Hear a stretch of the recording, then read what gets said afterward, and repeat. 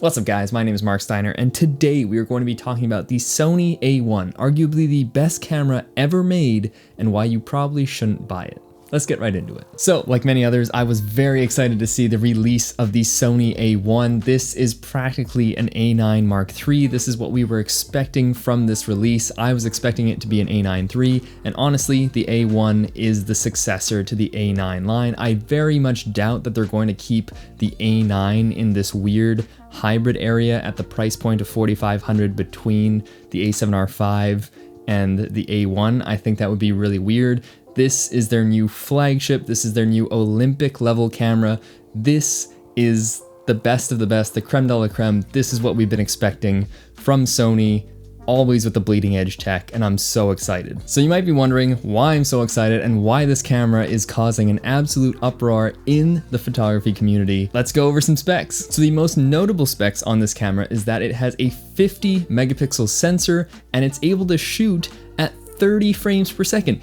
50 megapixels at 30 frames per second. Before it was either you choose resolution or you choose speed. You could see that in the Canon 1DX Mark III or the 5D Mark IV or the Canon EOS R5, right? You were going for high megapixel, lower shooting speed, or high shooting speed, lower resolution. The 1DX3 has a megapixel count of like 20. So obviously you need lower resolution to bust out that speed. But now Sony has completely obliterated that with not only one of the highest megapixel counts in a full frame camera, but the highest frames per second in a camera ever made. That's crazy. I honestly did not expect this thing to truly exist. 50 megapixels at 30 frames per second just seemed so far out there, but it does. I honestly expected this to be somewhere maybe around 30 megapixels, but the fact that you're getting 50 at that frame rate is absolutely incredible. So those are the headlining specs. Now, there's definitely an asterisk next to that 30 frames per second. When you're shooting 30 frames per second, you're actually going to be downgraded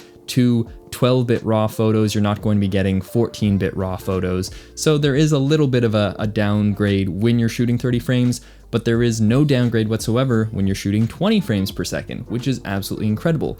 Not only that, but this camera now has a more updated autofocus system, so you're going to be able to track those things with zero blackout and get practically every image in focus, in frame. That's absolutely insane. So those specs alone make this camera arguably the best camera ever made. But after they already obliterated the photo side of things, Sony comes out and says, hey, we're putting 4K 120 in this, the same specs as the A7S III, and we're also adding in 8K up to 30 frames a second. And I was like, oh my God, like that's so crazy that we're finally getting a full frame camera that's capable of shooting 8K. Now, the EOS R5 is also capable of shooting 8K, and we all know how that went, so I'm still a little bit reserved about this 8K, but the fact that it's coming from Sony gives me a little bit more hope. Let me explain. So Sony, in their previous gen cameras, have been plagued by overheating issues, and that's what they were known for up until like their third gen cameras. After that, they worked out a lot of the kinks, but they know that backlash from putting out a subpar product that overheats, and we're not getting that anymore. So I sincerely doubt that Sony would be willing to take that massive PR risk with their flagship of the flagship cameras at that price point if they were not fully confident about it.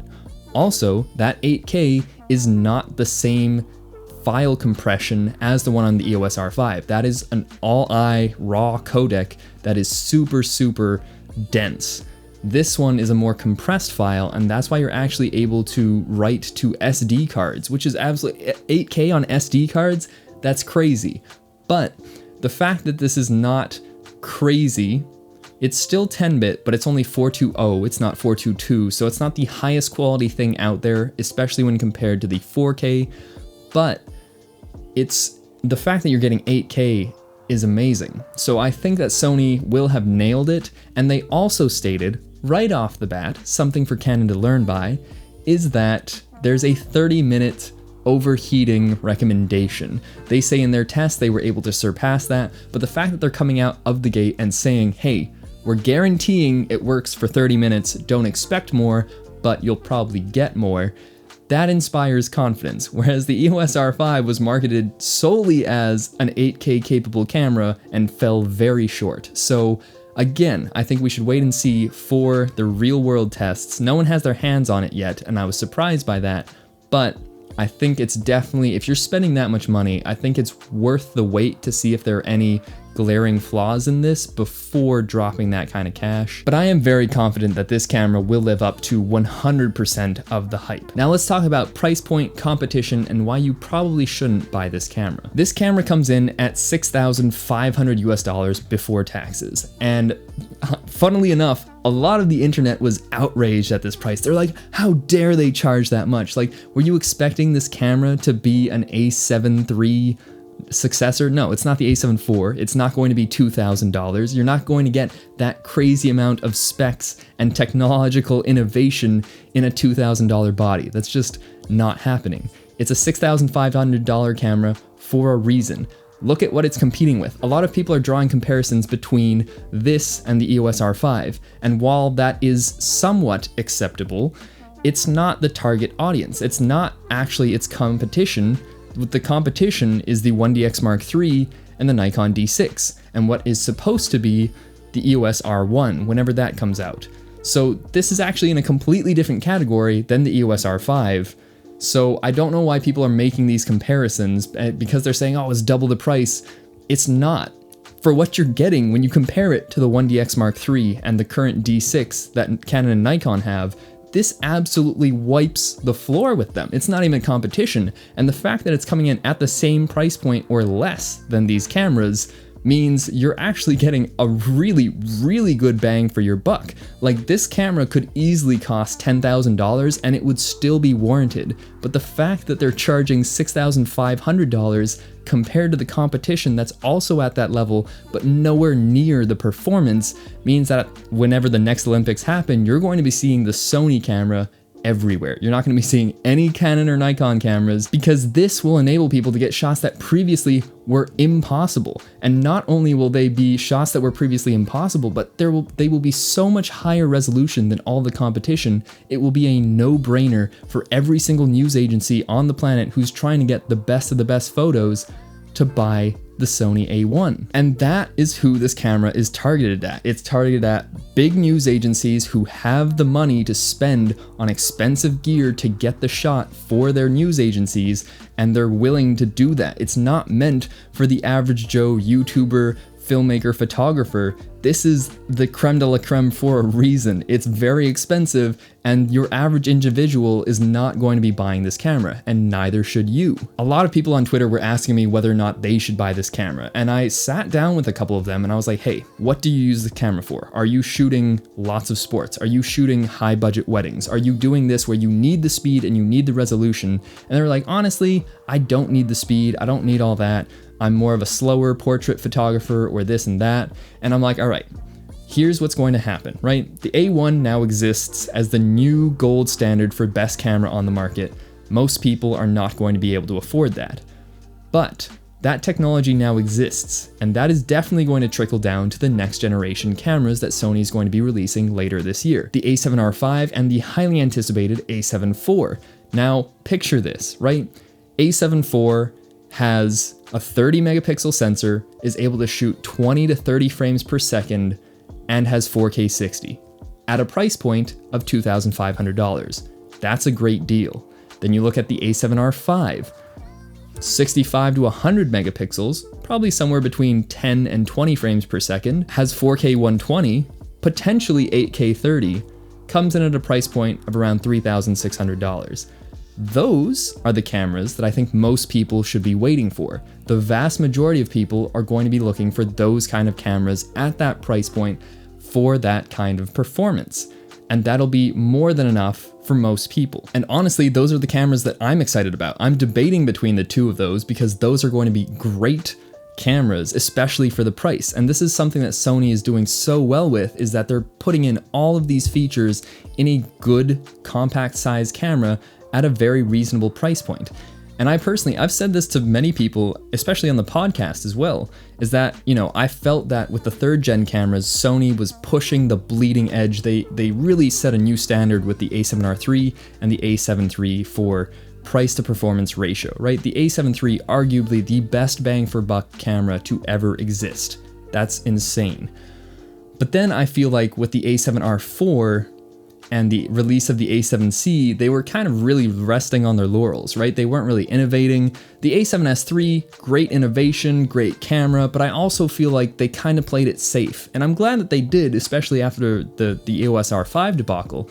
But for me, it wasn't this massive move forward that we're accustomed to with the bleeding edge of Sony. And now I see why. They were waiting for the A1 to just shatter everything, and now I think that Sony is firmly back on top, whereas Canon was kind of encroaching on that crown when it comes to bleeding edge tech.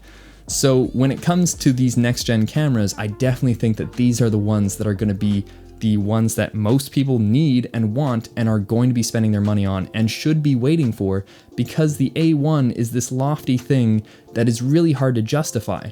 Most people don't have $6,500 to spend on a body, and even if they did, they probably shouldn't do it, and here's why, right?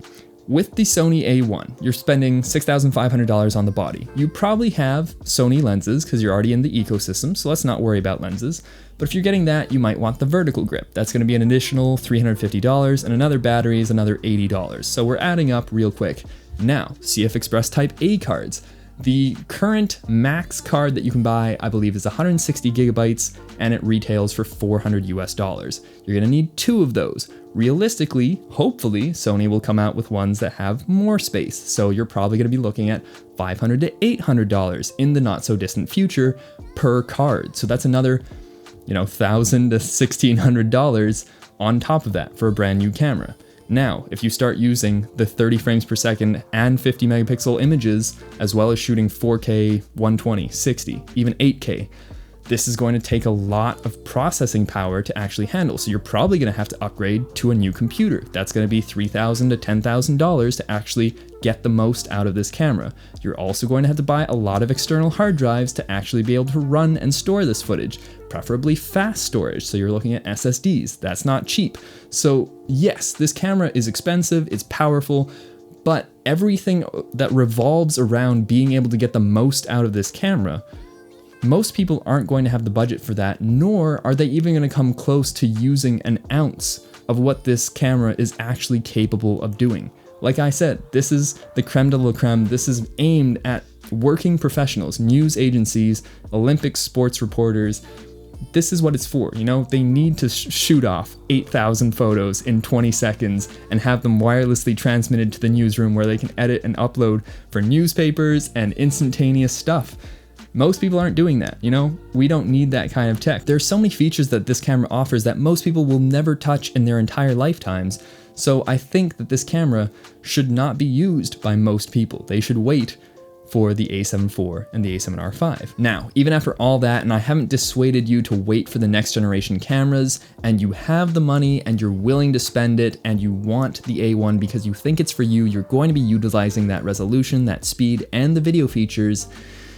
This is the best camera on the market. There's nothing that's going to beat it. This is the best camera that's ever existed. This is absolutely incredible. And I think for some people who are considering buying 2 bodies, like the A7S III and the A7R IV or A7R V down the road, this might be the perfect hybrid. And it would actually come out a little bit cheaper because the A7S III brand new goes for $3,500 US, and we're going to assume that the A7R V comes in at $3,500 or a little bit more. So you're looking at $7,000+ for both bodies. And if you're in that camp, then the A1 is actually an incredible steal because you're getting an all-in-one body that does both photo and video really, really well. So that starts to become a little bit more interesting. If you were considering 2 bodies for 2 separate reasons, now it's all in one. This makes a lot of sense. So overall, I think this is the best camera ever made. I think it's the bleeding edge. I think it's absolutely amazing. And that price point is 1000% justified because it's not competing with anything else on the market. It's competing with the 1DX Mark III, the Nikon D6, and the future Canon R1, which I'm very intrigued to see how Canon responds after this announcement. I don't think they'll be able to make a product as powerful as this. I think they'll come close and have some features that are really, really good, but I don't see them being able to do 50 megapixels at 30 frames per second. So that'll be very, very interesting to see. But as always, I want to know what you guys think. Are you excited about this camera? Were you disappointed by the announcement of this camera? Are you going to be buying this camera? Have I dissuaded you to wait for the R5 and A7 IV? Let me know in the comment section down below. My name is Marc Steiner, and I'll see you next time.